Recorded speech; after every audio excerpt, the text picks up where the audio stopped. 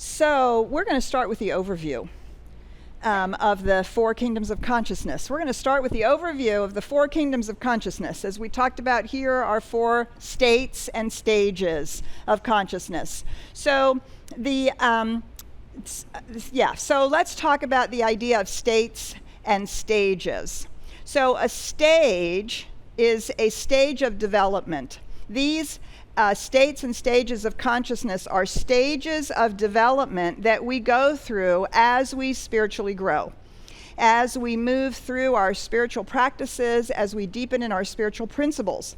So there's stages of development, just like infancy, childhood, adolescence, young adult, elder, right? These are developmental stages. They are also states. So as we begin to develop, as we begin to move through the stages, we also can at any moment find ourselves in one of the states that we have grown into. And so that a state is being in that level of consciousness in a particular situation or circumstance. Now, the idea of states and stages we get directly from Ken Wilber's work, and the recognition through evolution and the developmental processes that we've learned in humanity that everything in our lives has this developmental aspect, and the fact that we can find ourselves at any moment in one of those developmental aspects. Have you ever woken up in the middle of an argument and thought, oh, wow, I sound like my own 14-year-old? Or, gosh, I feel about 6? That's going to the state of childhood, even though in our developmental process, we are already in the stage of being an adult. The same thing happens in our spiritual growth. So I'm going to give you a brief overview. Karen and I are going to then share with you how this has played out over the last month in our own personal lives so that you can kind of get a feel for it. And then each week we're going to be diving into stages 2, 3, and 4 because we don't really want to spend a whole lot of time in stage 1. So the first stage is basically the stage where we're asleep. It's when we are on autopilot, or we're living just out of the unconscious patterns of our lives. And this is the time when we usually feel sick and tired of being sick and tired. And it is the way in which we engage in life that feels like life is happening to us. Right? We lose our job because somebody doesn't like us. Somebody leaves us because somebody doesn't like us. Something is happening in the economy and we're the victims of it. So we talk about victim consciousness. We talk about living from an unconscious or autopilot. In the metaphysical jargon, it's called being asleep, unenlightened. If you're familiar with Don Miguel Ruiz's work, he calls this the domesticated consciousness. And it is where we truly believe that we are separate and that we are simply careening around in our lives. So this is represented here by this very first balloon down here, right? So what happens is at some point we get sick and tired of being sick and tired. We have a moment, an awakening, an awareness, an event, something that happens. And we begin to be exposed to different ideas. My son was exposed to it in kindergarten, where on the gym it said attitude. Your attitude is everything. And there was another big thing that says, if you can do it, if you can believe it, you can do it. Right? These are the perfect representations of the second stage. But to get to the second stage, there is a portal. And that is the portal of responsibility. We hate that part. It's the portal of responsibility. I actually move from believing life is happening to me to taking responsibility for my responses to life and how I'm engaging with life. So the portal out of victimhood, autopilot, and unconscious living is to take responsibility. At that point, we begin to move into the second stage of development, of spiritual growth. And this is the level of consciousness where we do actually start realizing that, yes, in fact, our attitude does matter. That, yes, in fact, when we believe we can do something, it's much more likely that we're going to be able to do it. We learn tools and techniques where we are focused on what it is we want and desire, and we spend our time and energy on creating that in our lives. So when you hear the phrase, "I'm the captain of my ship," or "I am the master of my fate," these are statements from the stage 2 of spiritual growth. And it is an empowering stage. It's the stage where we realize, wait, I'm not a victim here. Yes, I may have lost my job, but my attitude about that is going to make all the difference as to whether or not I find another good job. My attitude is going to make all the difference in how I show up in the interviews, and what I believe is possible, and what kind of jobs I go for. Right? And so I begin to take responsibility for my attitude. I take responsibility for my thoughts around something. I take responsibility for doing what needs to be done. So in the second stage, I'm empowered to be the doer of my life and not just be the recipient of the crap that has somehow flowed down to me from whomever. It is an empowering stage, and it is the place where we discover that there is an indwelling reality to our spirit, to our soul. There is an indwelling presence that is the power of who we are. The challenge with the second stage is that we can often come to the point where we become tired of constantly having to manifest things, constantly having to make things happen. And people report getting exhausted or feeling like it's just all up to me and I just can't do it anymore. This means that they are ripe for the move into the third stage. And the portal into stage 3 is the portal of surrender, another one of our favorite words. What do we surrender? We surrender our egoic belief that we know how to make things happen, that we are responsible for making it happen, and that it's all up to us. We actually begin to get the glimmer that there's something larger going on. We surrender to the universal principles, the universal life, the universal love that is flowing through us. So stage 3 is through me. Stage 1 is to me. Stage 2, I may not have said out loud, is by me. My life is done by me. I'm going to have the life of my dreams. Stage 3 is my life is done through me. We use the language of I'm a channel. I'm going to get myself out of the way. I'm going to allow spirit to move through me. Because what I recognize is that I'm actually part of something larger.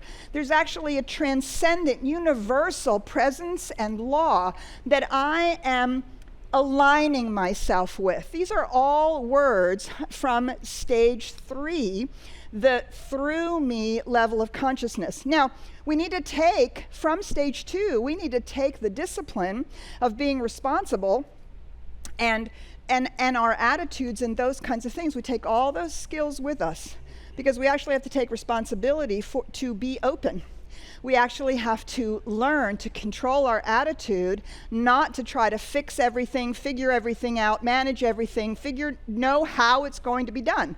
We leave all of that to the universal law, and we step aside and trust the process. That's all part of the language of stage 3.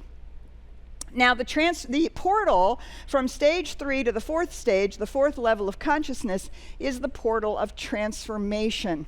This is the portal where we actually shift our identification from our human sense of separation to our spiritual understanding of unity.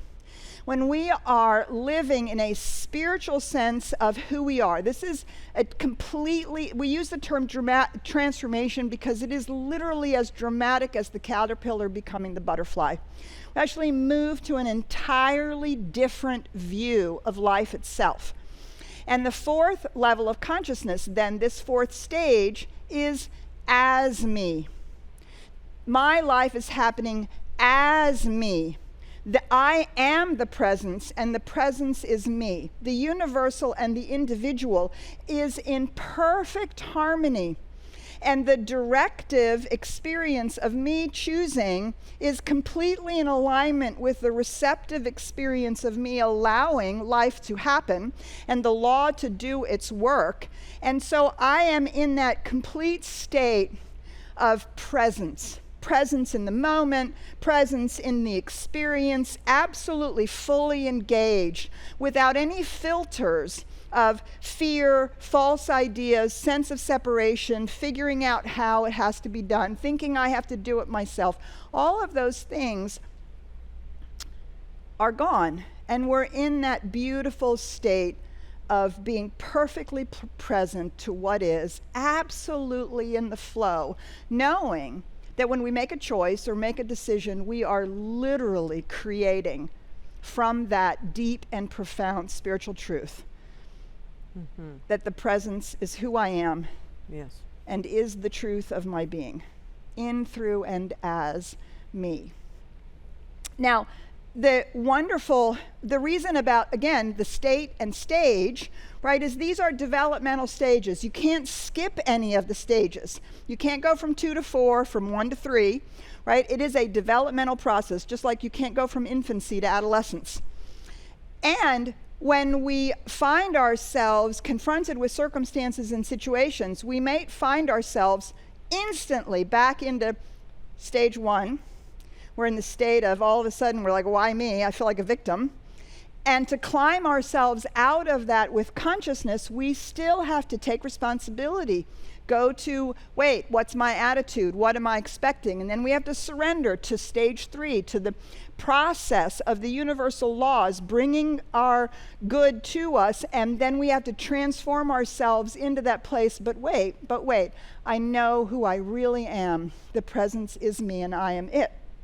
And we can, in a very short period of time, actually move ourselves back into the level of consciousness that we want to be in, and use whatever skills from the second and third stages of our spiritual development that are required.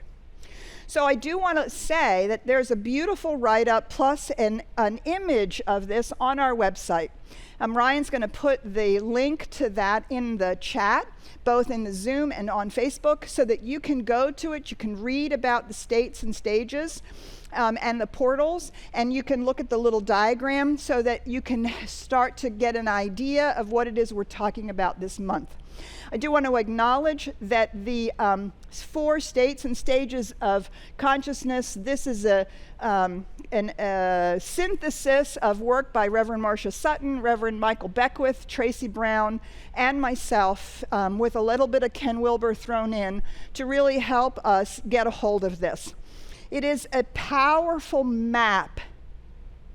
It's a map to help us understand what's needed in the moment. What level of consciousness do we need to be at in the moment to respond from a spiritual point of view to our life and co-create the life that we want. So I do notice that our first stage of consciousness has fallen off the map, fallen off the board, which is pretty representative of the first stage of consciousness, right?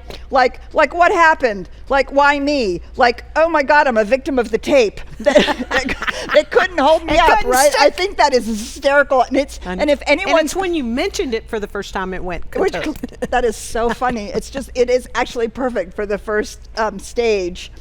So Karen and I are going to share. Karen and I are going to share about our experience that we had, and how, when we're as ministers, you always play out what you're going to talk about so that you can really know what you're talking about. Yeah, we spent a month doing that, which So the first thing is we rented a truck, a big truck. We brought some furniture and stuff up to our cabin that you may know that we purchased last year, and we weren't able to go in May. So this was our first time to go together, get it set up, figure it out. So so the first thing that happened is that we arrived in Erie, Pennsylvania, and of course the hurricane, tropical storm, was going to hit New Hampshire on the exact same day that we were going to arrive. It's a mile dirt road, and it's up and down in a big truck, not so much. So we stayed an extra day, and we thought, oh, well, this is kind of nice. Breaks up our trip. Not so bad. Okay, we can let the tropical storm come. So we didn't really go into stage 1 consciousness at that moment. So then the next day we got up and we drove into New Hampshire, and we get a call from the one year-round neighbor that lives there. Oh, by the way, you have no power. So we just want you to know that you're coming to no power. The storm had toppled a number of trees. They were hanging on the lines. One of the trees that broke was right at our property. It had broken, laid on the line so much that it had pulled the electrical wire off the side of the house. So they had tripped the breaker, because of course you don't want a live wire laying on the ground. So we were like, okay, adventure. We're in for an adventure. Glamping. Glamping, that's right, glamping. And our neighbor was really great. She helped us out. We made sure we could get in. She made sure we had kerosene. We did. We had a little lantern. We had some candles. It was great. We were like, okay, we can do this. This is fine. And sure enough, they came the next day on Thursday to fix it. So once again, we did not actually drop into first stage of consciousness. We were making the best of it. So we did some rearranging in the house, pulled some stuff out, put our stuff in, went to the thrift store, went to the dump. Then we came back with our big truck. We went, pulled out all kinds of stuff from under the house, and it was like this was a purely dump run. And probably the last thing we were going to really use our truck for. But so we get to the dump. Back the truck up to the big giant dumpster, big giant dumpster, 2 feet maybe apart, maybe somehow 2 feet apart, and start throwing stuff in. Karen was throwing most of it in, and the guy that was there was helping, and I was like, well, I can do some too, I'm strong. And she was like, yeah, it's all right, we got it. Oh, come on, I can do some too. Of course, then I threw a couple things and they were pretty wimpy. They barely made it across the little foot. It was like, oh gosh, I really need to do some exercise. And so I got the last big board. Okay, and they were both like, you can do it, you can do it. And I threw that big board onto the dumpster, sort of made it. No, I made it. Really? You Made it, threw it. okay. I was so excited that I stepped off the back of the truck and didn't realize it, and careened down between the two metal objects. I hit my head, I hit my ribs, I hit on this side of my body, which I have no idea how, careened back and forth and landed on my lower back, flat on the ground, a good 6 feet down, and laid there. I'm sure the wind was taken out of me. I saw her life pass before my eyes in slow motion. Yeah, and I was hyperventilating, and then I jumped up and I was like, okay, I'm okay, I'm good, I'm okay. I know how to fall, I'm okay.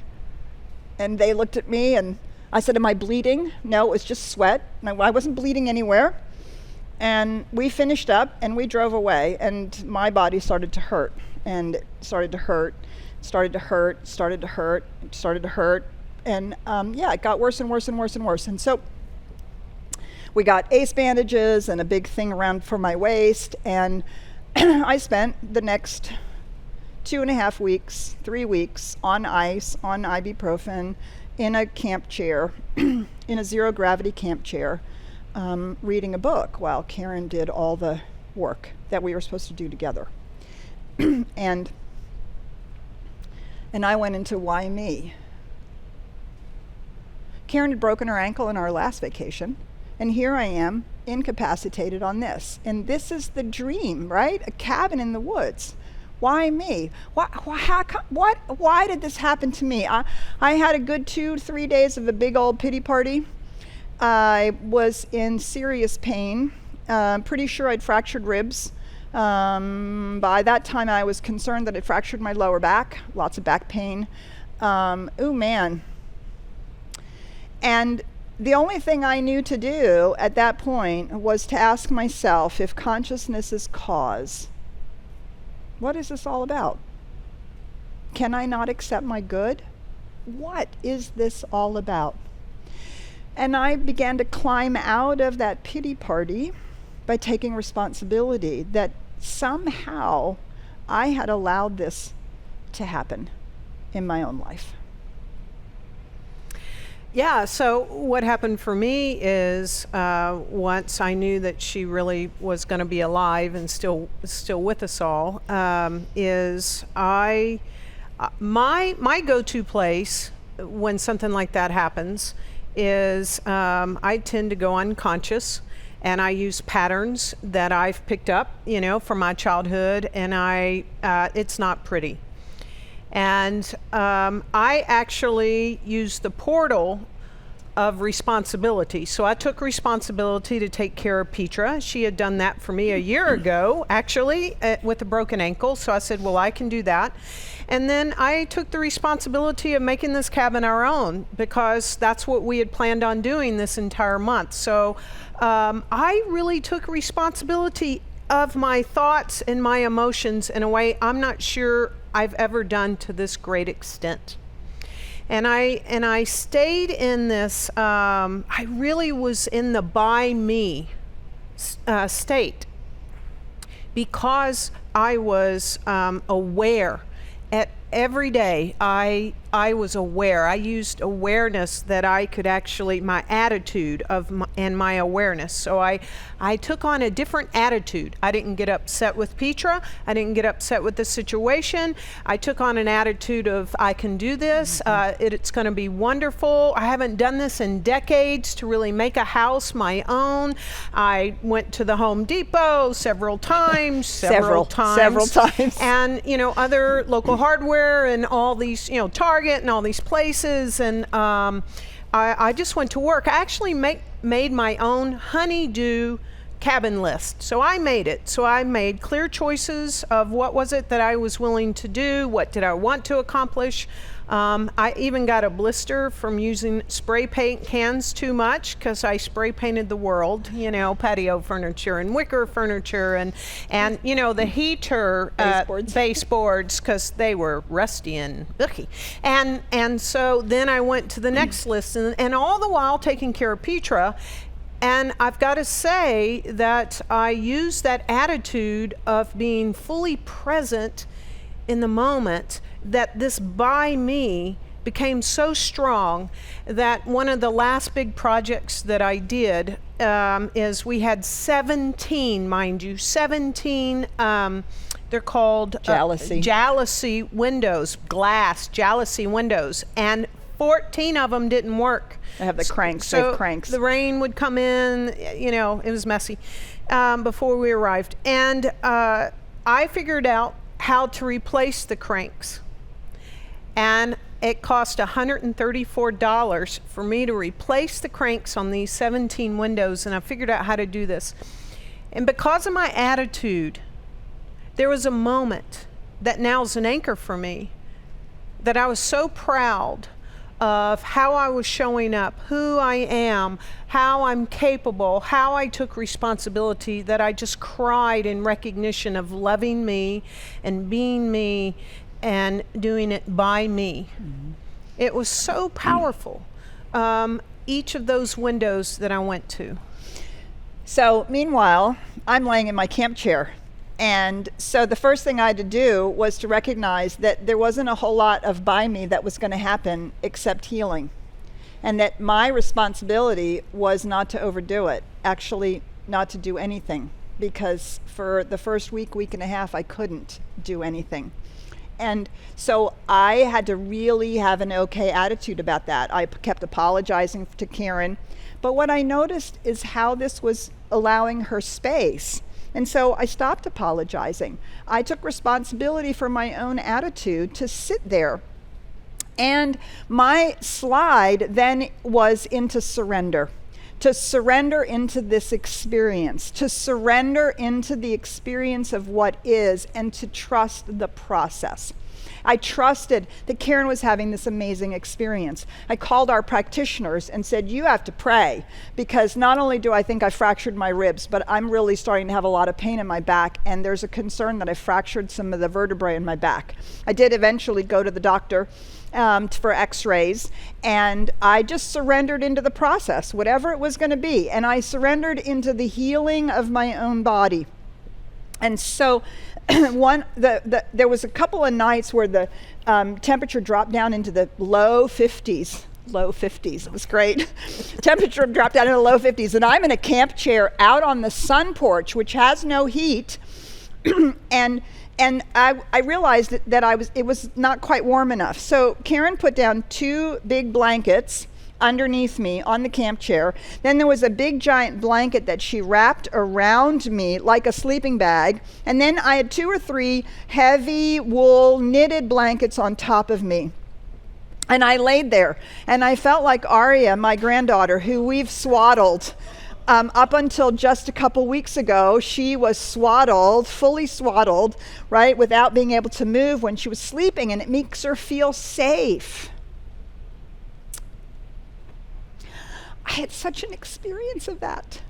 I laid in that camp chair for 2 nights, and Karen had swaddled me, and I felt swaddled by the universe, because I just surrendered into the experience, and I stopped trying to make something happen. I stopped trying to apologize, and I trusted that my body knew how to heal itself, and that the treatments were working, and that all of this were somehow for good.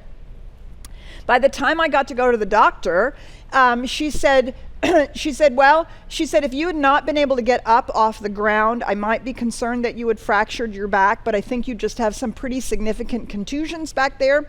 I don't believe it needs to be x-rayed. You would not have come on later. And yes, you probably fractured some ribs. It's the same whether you bruised them or fractured them. No, you can't bind them anymore because you can't get pneumonia. And so, yeah, pat me on the head, sent me off. Take ibuprofen, you'll be fine.